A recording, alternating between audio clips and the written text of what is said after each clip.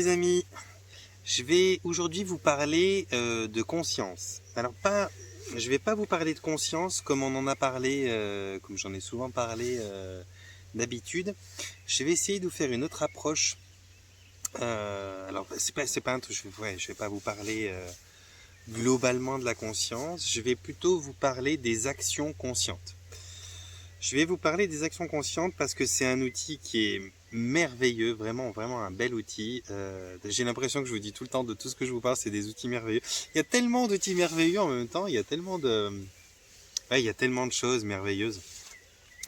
Mais je crois que faire les choses de manière consciente est une des choses parmi les plus merveilleuses parce que finalement tous les outils quels qu'ils soient, s'ils sont employés de manière consciente, c'est là que ça rend leur effet merveilleux. Donc cette partie cette partie de conscience dont je veux vous parler, c'est la conscience avec laquelle vous faites les choses. On a tendance à travailler d'une certaine manière qui est plus ou moins habituelle, automatisée et puis régulière, et on fait même plus forcément attention à comment on le fait. Je vous montre juste une biche parce que elle, c'est trop beau. Je sais pas si vous la voyez au loin avec mon chien qui court, qui va aller l'embêter bien sûr sans lui faire de mal.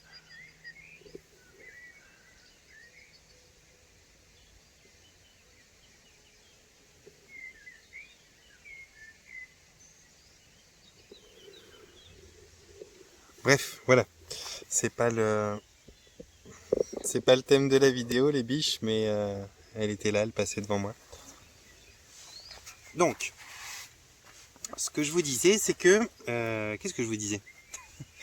Ah oui, je vous disais que faire les choses d'une manière consciente, c'est les plus belles choses que l'on puisse imaginer faire. Par exemple, quand vous travaillez, toutes ces choses-là, je vous ai expliqué. Mais par exemple, quand vous faites votre quotidien, quand vous mangez, quand vous vous douchez, peu importe finalement ce que vous faites, quand vous respirez aussi, si vous le faites de manière consciente, eh bien, le résultat, alors, je ne vais pas vous dire de façon palpable, mais presque finalement, le résultat en est tout autre pour votre santé. Par exemple, lorsque vous vous douchez, si vous êtes en train de penser aux factures que vous avez à payer, au programme pour demain, pour ceci ou pour cela, et puis que vous vous douchez vite fait avec du gel douche, tac tac tac, vous frottez, vous rincez, et puis basta, vous allez laver la surface de votre peau, vous allez faire de la mousse, mais finalement, il y aura tellement de choses que vous n'aurez pas fait dans cette douche que vous pouvez faire. Si vous le faites consciemment, et que consciemment vous lavez votre peau, d'accord, mais que consciemment vous sentez bien l'eau qui nettoie aussi les corps subtils qu'elle traverse pour atteindre votre peau, et que vous faites des gestes où vous enlevez non seulement le savon et l'eau, mais où vous enlevez aussi les vagues d'énergie dont vous n'avez plus besoin, celles qui sont déjà utilisées, la douche, elle aura un impact sur votre santé, mais 1000 fois plus positif. Si vous faites ça tout le temps, c'est pareil. Si vous mangez et que donc c'est une douche consciente, se laver consciemment, pas se laver vite fait comme ça de manière automatique. Si vous mangez et que on dit souvent, prends bien le temps de mâcher, mange doucement et tout. Ouais, c'est une chose, prendre le temps de mâcher, manger doucement, c'est clair que c'est meilleur pour soi. Mais pourquoi?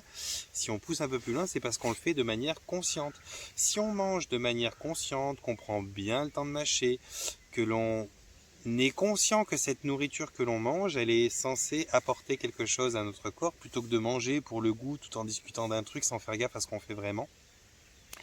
Eh bien là c'est pareil, votre digestion, la possibilité d'intégration des différents nutriments, macronutriments, micronutriments, enzymes, etc. Qui sera dans votre nourriture, en espérant que ce soit quelque chose de bien, de sain que vous mangez, eh bien la qualité d'intégration de votre corps vis-à-vis de ça sera d'autant plus grande. Si vous faites donc toutes vos activités de cette manière-là, si vous faites les choses de manière plus consciente, en aimant le sens quelque part, en y donnant une forme d'importance. Pas faire pour faire. Aujourd'hui, je vais vous résumer vite fait, mais on a bien l'impression que la vie, c'est un petit peu travailler, dépenser l'argent pour lequel on a travaillé et puis dormir. Et que tout le reste, c'est fait vite fait entre deux. On mange vite fait, on se déplace vite fait, on respire vite fait, on se lave vite fait, on fait tout vite fait. Et puis après, on travaille et puis on s'amuse. Mais il n'y a pas que ça. La vie, c'est pas juste travailler et s'amuser. La vie, c'est la vie. Donc si tu prends le temps de manger, si tu prends le temps de te doucher, tout en étant conscient de ce que tu fais pleinement, tu vas tellement changer les aptitudes de ton corps, son élévation, sa compréhension, sa capacité de réception de tout type d'énergie. C'est juste même pas comparable avec une vie où tu fais tout de manière automatique. Et il y a une chose donc qui est bonne parmi les bonnes, c'est la respiration consciente. Ah, la respiration consciente, c'est un de mes outils, mes favoris. La respiration consciente, c'est le truc qui te ramène tout de suite de n'importe quel point d'énervement, de n'importe quel point de stress. Et qui plus est quand tu respires vraiment avec le ventre plutôt que la poitrine. Donc, encore une fois, là, si tu respires de façon consciente, tu essayes de ressentir l'air frais qui rentre à l'intérieur de ta gorge, qui traverse tes poumons, qui va dans ton ventre, que tu laisses grossir, et que tu essayes de ressentir ce ventre que tu fais s'amincir, cet air qui remonte dans les poumons, qui passe la gorge et qui ressort un peu plus tiède que quand elle est rentrée par ta bouche, et que tu fais ça pendant quelques minutes par jour, encore une fois, la qualité de l'air dans tes poumons sera énorme. Parce que finalement, les poumons, on les travaille pas, c'est pas quelque chose qu'on ouvre pleinement et qu'on ferme pleinement, qu'on ouvre pleinement et qu'on ferme pleinement. Les poumons, c'est quelque chose qui est ouvert jusque-là, si tu veux, mais tu vas respirer comme ça. Hop, hop, hop, hop. Et donc, tout l'air qui est là, le reste, c'est un espèce de stock qui est là, qui est pas très sain, qui est pas vraiment... Mais quand tu travailles à respirer de manière consciente, que tu fais des grandes respirations, tu essayes de vider presque l'intégralité de tes poumons et de remplir presque l'intégralité de tes poumons, plutôt que de tourner sur un petit rythme qui t'est suffisant pour vivre, tout en laissant l'autre air à côté être moins riche, être moins frais. Donc, quoi que tu fasses, si tu le fais de manière consciente, eh bien, ça sera quelque chose qui va te permettre de t'éveiller, mais sur des facettes dont tu n'as même pas idée. Parce que l'éveil, on a souvent l'impression que c'est quelque chose qu'on approche de façon un peu mentale, un peu dans la compréhension des choses, un peu dans la... Ouais, c'est quelque chose qui se vit dans le cœur et qui se vit dans la tête, beaucoup l'éveil. Mais finalement, l'éveil, le vrai éveil comme il peut être vécu, il peut vraiment être vécu par toutes les parties de toi. Il peut vraiment être vécu, je vais encore de nouveau me prendre moi comme exemple, mais moi par exemple, je ressens maintenant, presque dans les minutes qui suivent, tous mes comportements. C'est-à-dire que si tout d'un coup j'ai un petit excès de prétention, ou j'ai pensé que quelqu'un était comme ci comme ça, puis que c'était un petit peu malvenu de ma part, enfin bon bref, tous les petits dérapages que je fais, les petits excès, parce que j'en fais comme tout le monde, alors je les fais souvent dans mes pensées, quand des fois j'ai une pensée vis-à-vis de tel ou tel comportement et tout, des fois je suis moins sage que quand je m'exprime avec les gens, où là je prends le temps d'être sage, mais quand j'ai juste mes petites pensées individuelles que je pense moi et que je dis à personne, ça m'arrive d'avoir des pensées où je me dis putain mais quel con celui-là de faire ceci ou de faire cela. Eh bien quand je fais ça, directement je me retrouve à marcher dans l'heure qui suit, je peux être sûr que je vais avoir mal à un genou, je vais avoir mal à une cheville. Non mais c'est vraiment marche. Mais vraiment, mon corps répond. Dès qu'il y a un petit excès de prétention ici ou ça, j'ai quelque chose qui se manifeste au niveau de mon corps et qui me dit, voilà, tu déconnes, tu t'es pris pour quelque chose que tu n'es pas dans les moments précédents.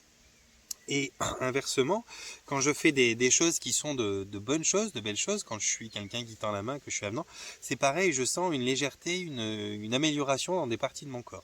Eh bien, l'éveil, c'est tout ça en fait. C'est pas que ce qu'on ressent, que ce qu'on pense, que la clarté de nos compréhensions des choses, ou bien le ressenti de bien-être qu'on a d'être dans un endroit. L'éveil, c'est aussi une espèce d'interaction presque dans l'instant, en live, quoi, avec votre corps, qui vous communique clairement, t'as dérapé, t'as eu un excès de ça, ah, t'as eu un excès de ça, ou alors, ah, tu t'es fait du bien là, ah, bah là, on voit que tu t'es reposé. Vraiment, il va y avoir le genou, le machin, le truc, il va y avoir des parties de votre corps qui vont, d'une certaine manière, pas vous faire mal ou se blesser ou tomber malade, mais qui vont sporadiquement, comme ça, vous envoyer un petit message. Tiens, tu vois, t'as été un petit peu décalé, t'as été un petit peu prétentieux, t'as mal au genou. Tiens, t'as été un petit peu en déséquilibre, tu t'es pas écouté, tu vas avoir mal aux chevilles. Tiens, voilà, bref, vraiment, il y a des mots du corps, alors après, on apprend à les connaître, bien sûr, mais il y a des mots du corps qui vont correspondre à des états, à des comportements et à des attitudes que vous avez, qui sont vraiment comme un espèce d'indicateur, comme le compteur que vous avez dans la voiture, qui vous donne les tours minutes, qui vous donne la vitesse de la voiture, la jauge d'essence, la température du moteur et tout le tout team. Donc c'est vraiment de cette manière-là que ça se passe, l'éveil. Quand vous faites toutes les choses de manière consciente, eh bien vous augmentez une chose principale dont on est peu conscient. Vous augmentez l'entente, l'attente, l'écoute, les capteurs de toutes parts que vous avez de vous à vous, de votre être. Alors que ce soit de manière subtile ou que ce soit de manière donc éthérique ou de manière physique, vous allez petit à petit monter en conscience. Mais pas monter en conscience dans le sens où vous comprenez mieux ce qui se passe sur Terre, monter en conscience dans le sens où vous comprenez mieux ce qui se passe en vous. Ce qui se passe en vous, à un certain moment, vous allez être vraiment un très très bon indicateur de qu'est-ce que vous avez comme comportement et attitude, parce que vraiment vous aurez des réponses qui seront quasiment immédiates, ou dans le mauvais sens ou dans le bon sens, qui vont vous indiquer bon bah là tu déconnes, ou bien là c'est bien, continue, fais des choses comme ça plus souvent. Et puis plus vous allez affiner ça, et plus vous allez être à même de sentir ce qui se passe dans les niveaux subtils de votre être. Donc là, c'est plus une douleur de genou, on est bien d'accord, mais vous allez être capable de sentir que tel ou tel corps est plus lourd, et plus dense, et plus affaibli, et plus éthérique, et plus allégé, et plus illumineux. Vous allez vraiment pouvoir vous allez, vous allez réellement améliorer votre connaissance et votre ressenti de vous-même. Et ben, c'est tout ce que je vous souhaite, parce que c'est avec ça qu'on est capable de maintenir un équilibre. Vous savez, ces petites choses que je vous donne là aujourd'hui comme ça peut paraître, je sais pas, certains vont trouver ça génial, vont s'y mettre tout de suite et vont améliorer les choses, comme moi je l'avais fait quand je l'ai compris, quand je l'ai reçu. Et puis certains autres vont le faire 2 fois, puis ça va les gaver, puis certains autres vont dire ah c'est bon, je fais déjà mes méditations, mes machins, mes trucs, bon bah puis voilà, chacun fera ce qu'il veut comme il le veut, et chacun en aura les résultats qui y sont adéquats. Mais une chose est sûre, c'est que plus vous faites ces petites choses-là, plus vous apprenez à vous connaître physiquement, moralement, émotionnellement, de manière causale, sur le corps christique aussi, vous allez pouvoir vous connaître, sur le corps spirituel, sur tout un tas de secteurs de votre existence, et plus vous allez devenir quelque chose qui est indétrônable de sa souveraineté. Parce que finalement, déjà, on prétend mieux vous connaître que vous, mieux savoir pour vous ce qui est bon, en visant pas vous, d'ailleurs, en visant globalement l'être humain. Mais quand vous commencez à vous connaître de façon plus intime, plus personnelle, plus individuelle, et que vous savez vraiment non seulement ce qui se passe dans vos pensées, mais dans votre corps physique, dans vos activités, dans votre façon de digérer ce que vous avez mangé comme ci ou comme ça, dans la sécheresse de votre peau, dans le bien-être de votre corps émotionnel, dans les capacités de réserve de tolérance que vous avez vis-à-vis de votre mental, dans tous les aspects finalement de vous-même, il y a une chose qui va se mettre collatéralement à ça, qui va être profondément et intimement liée à tout ça, c'est que vous allez devenir totalement souverain. Mais souverain à un point où c'est même plus la peine de se dire qui on écoute ou qui on n'écoute pas, ça n'existera même plus, ces préoccupations-là. Quand vous en arrivez là, quand vous en arrivez à comprendre comment vous fonctionnez, donc vous allez d'une part être souverain, vous allez ne plus dépendre de l'expertise de quelqu'un d'autre, peu importe les compétences nécessaires pour comprendre tel ou tel sujet, vous ressentez si ça joue ou si ça joue pas, votre corps vous l'exprime de toute façon dans les minutes ou dans les heures qui suivent que ben voilà, là tu as fait un excès de ceci, de cela. Donc vous pourrez ajuster derrière, puis c'est merveilleux, sur tous les niveaux, que ce soit. Et puis vous allez aussi, même si on est tous différents, vous allez aussi pouvoir, de par cette conscience de vous-même, eh bien, prendre conscience plus facilement de qu'est-ce que ressent celui d'en face, que ce soit un être humain, un homme, une femme, que ce soit un animal, un arbre. Quand on a conscience de toutes ces parties de soi, quand on a conscience de ce qui peut servir ou desservir notre bon fonctionnement, inévitablement on a tendance à avoir une idée de ce qui peut servir ou desservir nos congénères. On a tendance à savoir ce qui leur fait du bien ou ce qui leur fait du mal, ou en tout cas en avoir une bonne idée. À partir de là, ben, on a peut-être aussi une autre façon de respecter, une autre façon d'aider, une autre façon de partager, d'échanger euh, eh bien, nos moments, d'y mettre une qualité encore plus grande. Et c'est ce que moi j'appelle le cercle virtueux, c'est que les choses sont dans une spirale montante où vous allez... c'est un petit peu d'ailleurs, alors sur d'autres plans, là on n'est pas dans les ressentis, mais c'est un petit peu ce qui se passe sur le groupe L'Intention Base du Changement. Il y a une forme de cercle virtueux qui se met en place, c'est-à-dire que les gens, il y a eu comme une forme de tri au départ où beaucoup de gens sont arrivés, certains se sont fait, il y en a trois quatre comme ça qui ont giclé, quoi, parce que ben voilà, ils étaient là pour polémiquer un petit peu, donc ils se sont vite fait recadrer. Puis tout d'un coup, s'est installé une espèce de communauté, ce groupe s'est transformé en une espèce de communauté qui a commencé à connaître un petit peu les principaux éléments qui interagissent plus souvent, qui ont commencé à avoir des échanges un peu plus intimes. Et puis tout d'un coup, des initiatives de regroupement, d'idées, de machins, de trucs. Mais bon, petit à petit, maintenant, le groupe, il est devenu autonome.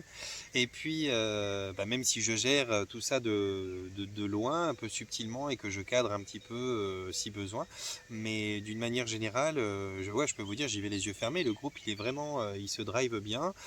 Quand il y a besoin, j'ai souvent des gens qui me demandent des conseils, des choses comme ça. Ils attendent sûrement une réponse de ma part. Je me casse même plus vraiment la tête à y répondre, j'ai pas trop le temps. Mais par contre, je les laisse postuler ça sur le groupe, et il y a toujours des personnes qui ont la sagesse, les conseils nécessaires. Ils interagissent entre eux. Et donc cette autonomie, cette indépendance qu'ils ont créée, c'est justement quelque chose qui est dû au fait que beaucoup de personnes s'écoutent de plus en plus sur différents aspects. Tous ne font pas tout juste, mais chacun a son petit secret pour être bien. Et le fait d'avoir son petit secret pour être bien, eh bien, ils ont une vision de l'autre aussi qui est différente. Donc il y a quelque chose qui s'est installé qui est vraiment très qualitatif, qui grandit en plus chaque jour. Donc c'est juste merveilleux. Et puis il y a même un truc pour vous dire comment on arrive à déplacer des montagnes. Moi, j'ai pas vu, alors je les connais pas tous, bien entendu, mais j'ai pas vu encore de groupe Facebook ou de communauté Facebook qui vont vraiment passer du virtuel au réel. Il y a pas mal de trucs, ils peuvent organiser des conférences, des machins, des trucs. Mais là, moi, par exemple, le groupe que j'ai créé, eh bien, il y a maintenant la France tout entière qui s'organise. Alors, je sais pas à quel niveau exactement, j'ai juste vu survoler ça vite fait, mais il y a toutes les régions de France qui s'organisent pour se retrouver au centre de France, dans la région où je suis né en plus. Moi, je suis né à côté de Volvic, hein, à Rion. Et c'est vraiment le centre de la France. Et donc je vois que la communauté s'organise pour se rejoindre, alors pour simplement pour échanger, pour partager, je crois, un beau week-end sur 3 jours. Ils vont faire des repas, ils vont découvrir un peu la gastronomie locale, ils vont aller visiter la chaîne des Puys, c'est la chaîne des Puys là-bas. Ils vont aller se baigner dans différents lacs qui sont notamment des lacs qui sont des lacs de cratères. Donc ouais, ils vont passer un week-end merveilleux. Je connais que trop bien les endroits qu'ils vont aller voir. Et ça, c'est rare de voir sur Facebook, sur Facebook des gens qui passent du virtuel comme ça au réel, qui se disent tiens, et si on se rencontrait, on est nombreux. Alors déjà, ils interagissent, ils échangent, c'est génial. Et puis après, ils passent du virtuel au réel. Donc ça, c'est juste inattendu pour Facebook. C'est presque quelque chose d'inédit. Et donc, je suis extrêmement fier de mon groupe. Je suis extrêmement fier d'eux, quoi. Ils sont géniaux. Eh bien, c'est un petit peu ce que je vous propose de vivre d'une manière un petit peu plus subtil, c'est que si vous faites attention à être un maximum conscient de faire les choses, donc consciemment, de manger consciemment, de respirer consciemment, alors on s'entend bien, on peut pas le faire 24/24, c'est trop compliqué avec les vies comme elles sont, mais au maximum, essayez de le faire, buvez consciemment, mangez consciemment, respirez consciemment, douchez-vous consciemment, et comprenez bien la différence. Le faire consciemment, ça n'est pas juste le faire, parce qu'on fait tous des choses inconsciemment, mais le faire consciemment, c'est vraiment tout autre chose. Et vous verrez que ça va augmenter la qualité des choses, ça va vous ramener les uns vers les autres. Et c'est tout ce que je vous souhaite, c'est tout ce que je vous préconise, c'est tout ce que j'espère que vous allez arriver à faire. Parce que maintenant, il ne s'agit plus de savoir si on s'éveille, si on amorce ces changements, cette évolution, ces montées en conscience, parce que ça c'est fait. Les graines, elles sont posées, elles commencent même à germer. Maintenant, il est utile de savoir, ok, comment on développe ça, comment on fait grandir cet éveil, comment on trouve les outils les plus pertinents comment on fait d'une manière simple. Là, ce que je vous propose en vidéo, c'est en général tout le temps des choses qui sont gratuites et accessibles pour tout un chacun de manière assez facile. Donc comment on fait simplement dans nos existences quotidiennes pour pouvoir ajouter un petit truc qui va porter énormément et qui va apporter énormément d'atouts à mon évolution, à mon éveil, à mes attributs, à mes capteurs, à ma spiritualité d'une manière générale, et donc à ma vie d'une manière générale. Donc encore une fois, voilà une façon de faire les choses bien, c'est de les faire de manière consciente. Bien sûr que quand vous faites des méditations, c'est de manière consciente, quand vous faites ceci ou cela, c'est de manière consciente.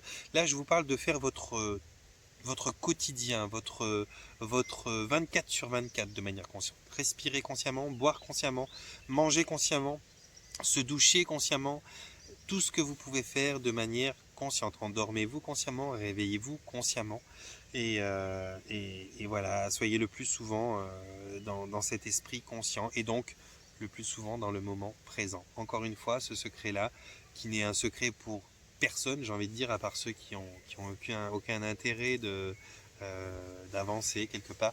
Ce secret, c'est d'être dans le moment présent. D'être dans le moment présent,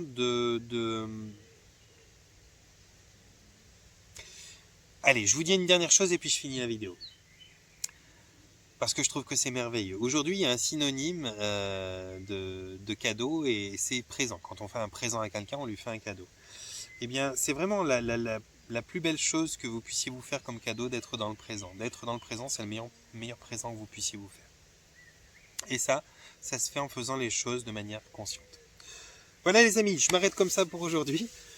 Je vous envoie un panier de bisous. Je vous souhaite de vous porter bien, de prendre soin de vous. J'ai pas encore vu la vidéo, mais j'espère que vous aurez vu ma petite biche au loin qui était là-bas, que je bougeais pas trop avec ma perche. Et puis voilà, je vous aime fort. On se revoit dans une prochaine vidéo tout bientôt.